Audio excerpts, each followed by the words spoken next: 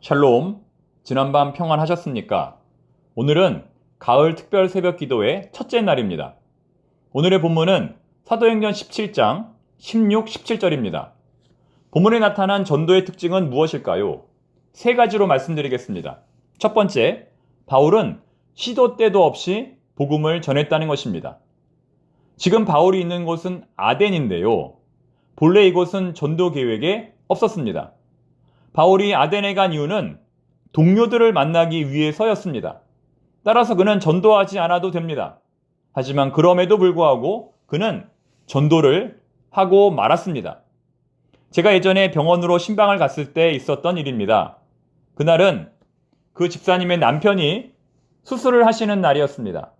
제가 갔더니 남편께서 이제 막 수술실로 들어가려고 했습니다.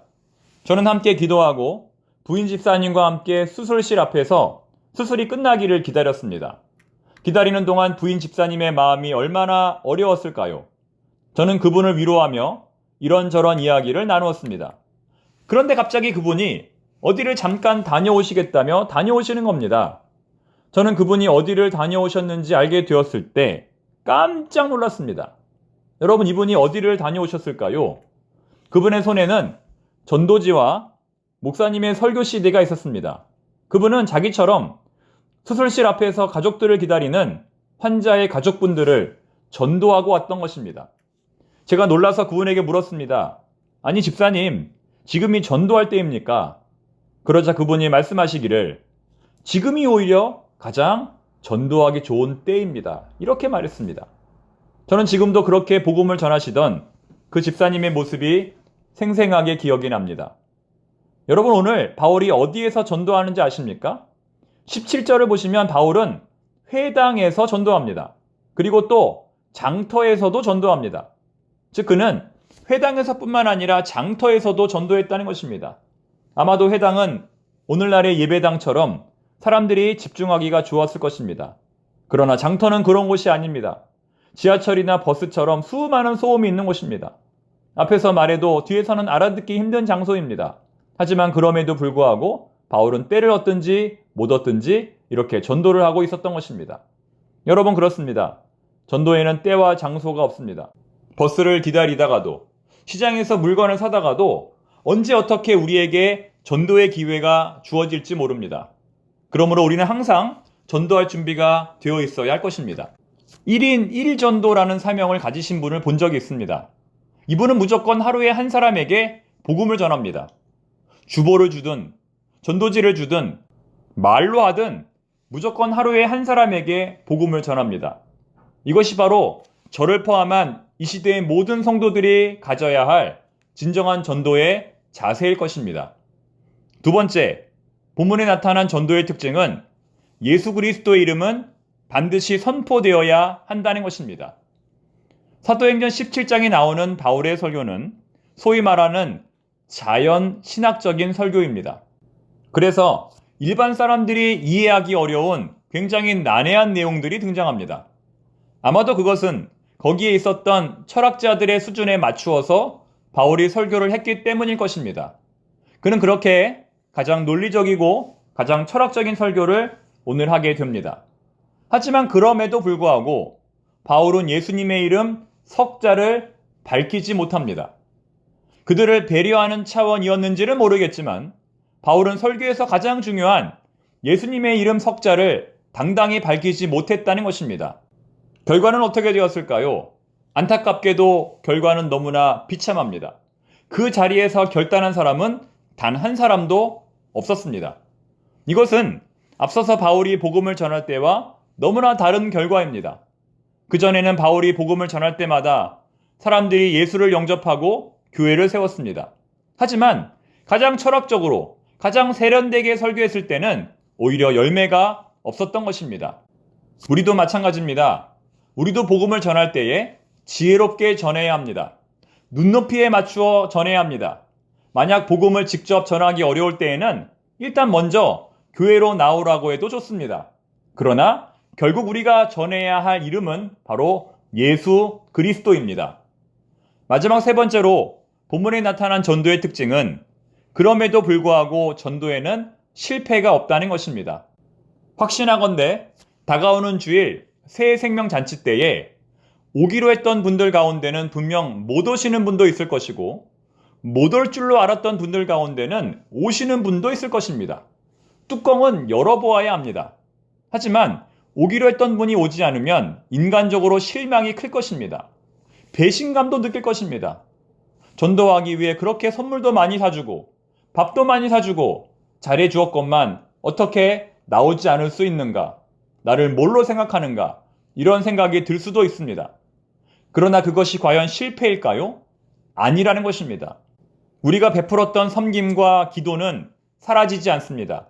언젠가 반드시 그분은 예수님 앞으로 나오게 될 것입니다. 여러분, 기독교가 로마에서 언제 공인된지 아십니까?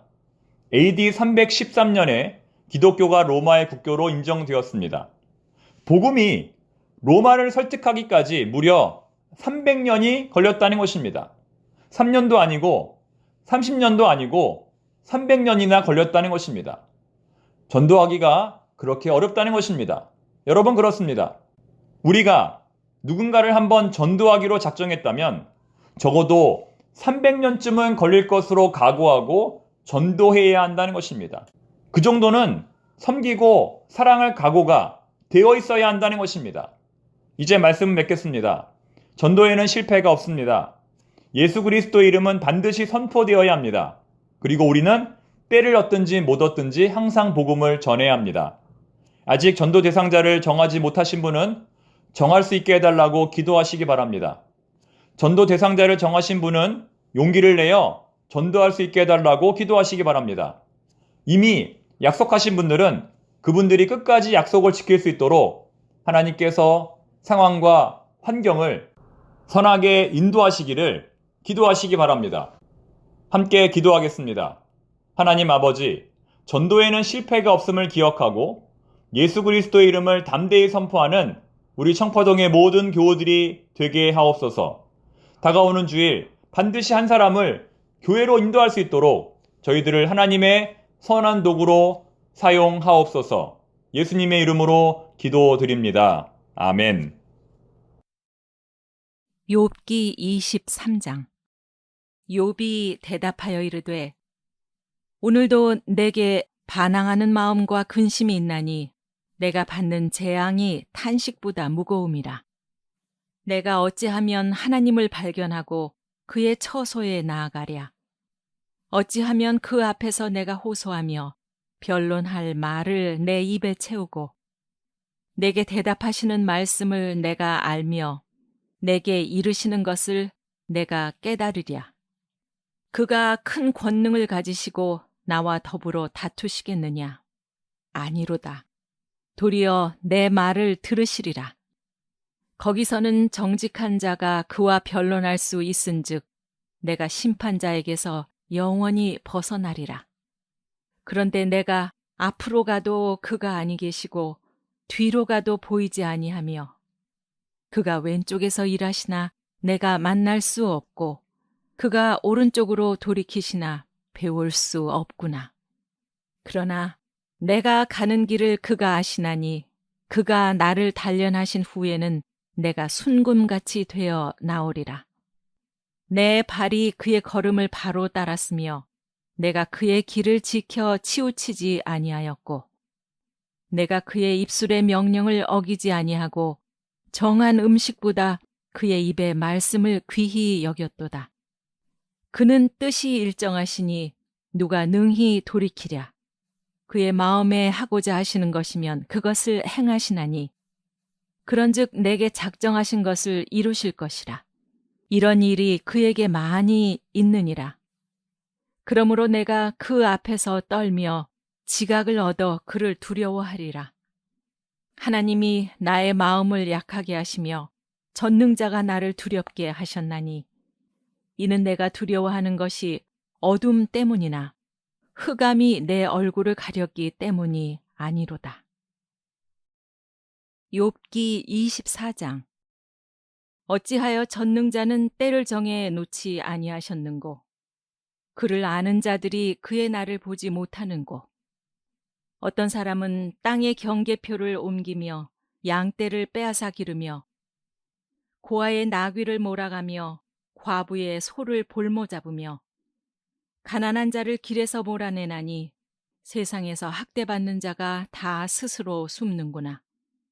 그들은 거친 광야의 들나귀 같아서 나가서 일하며 먹을 것을 부지런히 구하니 빈 들이 그들의 자식을 위하여 그에게 음식을 내는구나. 밭에서 남의 꼴을 베며 악인이 남겨둔 포도를 따며 의복이 없어 벗은 몸으로 밤을 지내며 추워도 덮을 것이 없으며 산중에서 만난 소나기에 젖으며 가릴 것이 없어 바위를 안고 있느니라.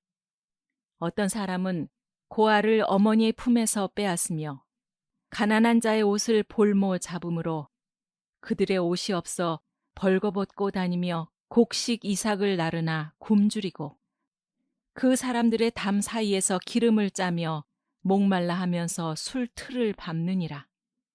성중에서 죽어가는 사람들이 신음하며 상한 자가 부르짖으나 하나님이 그들의 참상을 보지 아니하시느니라. 또 광명을 배반하는 사람들은 이러하니 그들은 그 도리를 알지 못하며 그 길에 머물지 아니하는 자라. 사람을 죽이는 자는 밝을 때 일어나서 학대받는 자나 가난한 자를 죽이고 밤에는 도둑같이 되며 간음하는 자의 눈은 저물기를 바라며 아무 눈도 나를 보지 못하리라 하고 얼굴을 가리며 어둠을 틈타 집을 뚫는 자는 낮에는 잠그고 있으므로 광명을 알지 못하나니 그들은 아침을 죽음의 그늘같이 여기니 죽음의 그늘의 두려움을 알미니라. 그들은 물 위에 빨리 흘러가고 그들의 소유는 세상에서 저주를 받나니 그들이 다시는 포도원 길로 다니지 못할 것이라.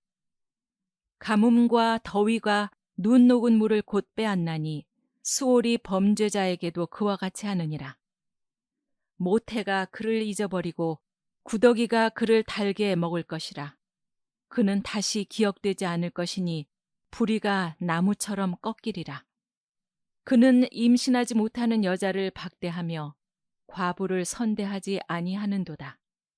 그러나 하나님이 그의 능력으로 강포한 자들을 끌어내시나니 일어나는 자는 있어도 살아남을 확신은 없으리라. 하나님은 그에게 평안을 주시며 지탱해 주시나 그들의 길을 살피시도다. 그들은 잠깐 동안 높아졌다가 천대를 받을 것이며 잘려 모아진 곡식 이삭처럼 되리라. 가령 그렇지 않을지라도 능히 내 말을 거짓되다고 지적하거나 내 말을 헛되게 만들 자 누구랴.